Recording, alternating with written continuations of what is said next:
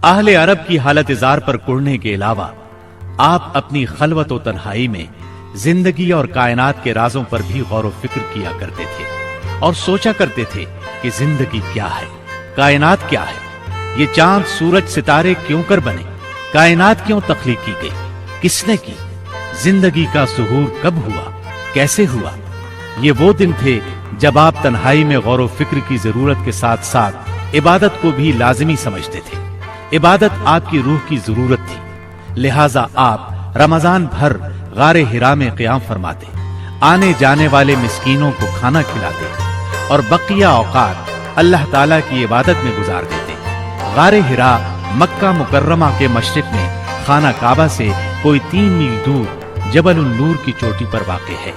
खलवत और गोशाए तन्हाई की तलाश में आप गारे हिरा पहुंचे। ये चूंकि काबा के सामने था और वहां कामिल तन्हाई और यकसुई थी, इसीलिए आपको बहुत पसंद आया। रमजान का महीना और पीर का दिन था। आप गारे हिरा के अंदर जिक्र इलाही और इबादत में मशगूल थे कि यकायक जिब्रील अलैहिस्सलाम नाजिल हुए और आपको वही और नबुव्वत से नवाजा। सैयदा आयशा रजी अल्लाह अन्हा फरमाती हैं, रसूलुल्लाह सल्लल्लाहु अलैहि वसल्लम पर वही का आगाज नींद में अच्छे ख्वाब से हुआ।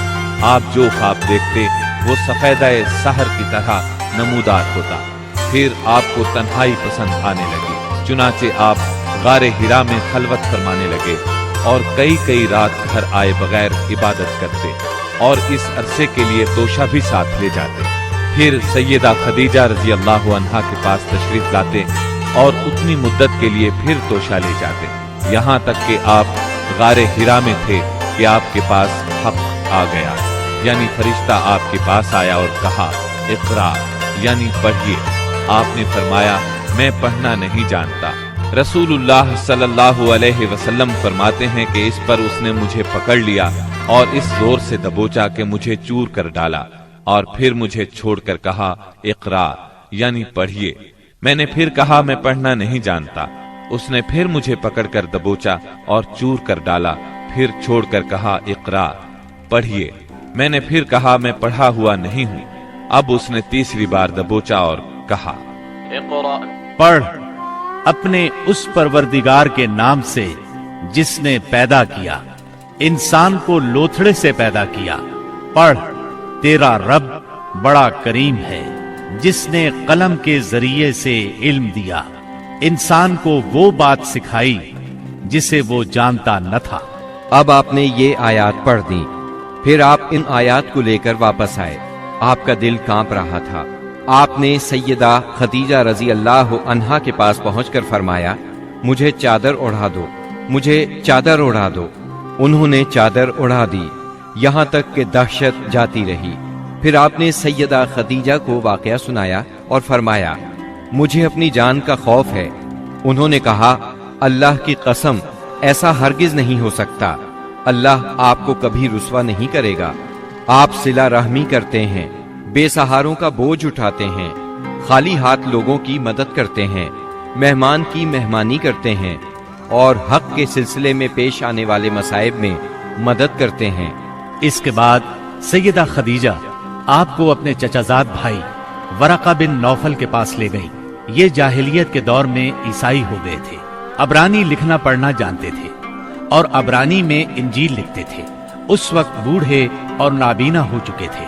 सैयदा खदीजा रज़ी अल्लाह अन्हा ने उनसे कहा, भाईजान आप अपने भतीजे की बात सुने। वरका बिन नौफल ने कहा, भतीजे कहो तुम क्या कहते हो। आपने जो कुछ देखा था बयान कर दिया। इस पर वरका बोले, ये तो वही फरिश्ता है जो मूसा अलैहिस्सलाम पर नाजिल हुआ था। काश मैं उस वक्त जिंदा होता जब आपकी कौम आपको निकाल देगी। आपने हैरान होकर फरमाया, मेरी कौम मुझे निकाल देगी। वरका बिन नौफल बोले, हाँ, कोई ऐसा आदमी नहीं जो तुम जैसा पैगाम लाया हो और उससे दुश्मनी न की गई हो, और अगर मैं उस वक्त तक जिंदा रहा तो तुम्हारी जबरदस्त मदद करूंगा। लेकिन इसके बाद जल्द ही वरका बिन नौफल फौत हो गए और उधर वही का सिलसिला रुक गया। वही की बंदिश से आपको सख्त रंजो मलाल हुआ, लेकिन मसलहत इलाही इसी में थी, क्योंकि इस तरह खौफ जाता रहा।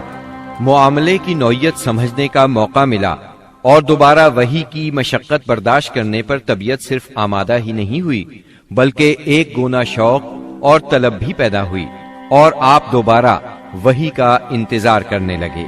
ادھر آپ گوشہ نشینی کی بقیہ مدت پوری کرنے کے لیے ورقہ کے پاس سے پلٹ کر دوبارہ غار حرا میں تشریف لا چکے تھے۔ جب ماہ رمضان ختم ہو گیا اور آپ کی اعتکاف کی مدت پوری ہو گئی تو عادت کے مطابق پہلی شوال کی صبح حرا سے اتر کر مکہ معظمہ روانہ ہوئے۔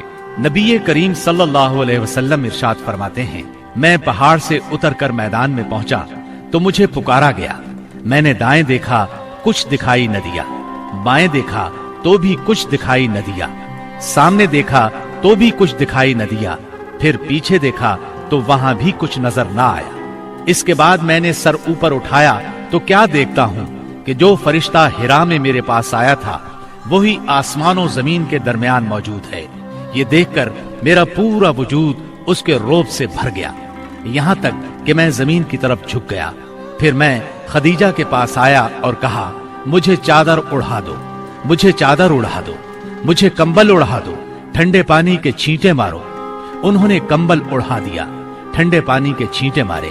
پھر یہ آیات نازل ہوئی، اے کمبل پوش، اٹھ اور لوگوں کو ان کی بدعملی کے نتائج سے ڈرا، اپنے رب کی بڑائی بیان کر اور اپنے کپڑے پاک رکھ اور گندگی سے الگ تھلگ رہ۔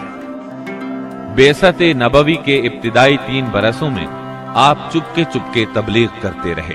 اس دوران میں سیدنا ارقم رضی اللہ عنہ کا گھر اسلامی تحریک کا مرکز بنا۔ یہ گھر کوہ صفا کے دامن میں واقع تھا۔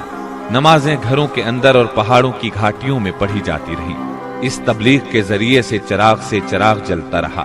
آپ نے سب سے پہلے ان لوگوں کو تبلیغ فرمائی جن کے آپ کے ساتھ تعلقات تھے۔ آپ کو اپنے ان قریبی ساتھیوں کی طرف سے مایوسی کا سامنا نہیں کرنا پڑا۔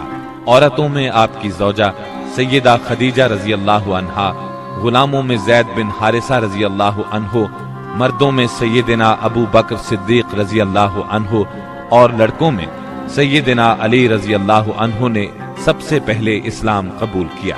خفیہ دعوت و تبلیغ کا یہ سلسلہ قریباً 3 سال تک جاری رہا۔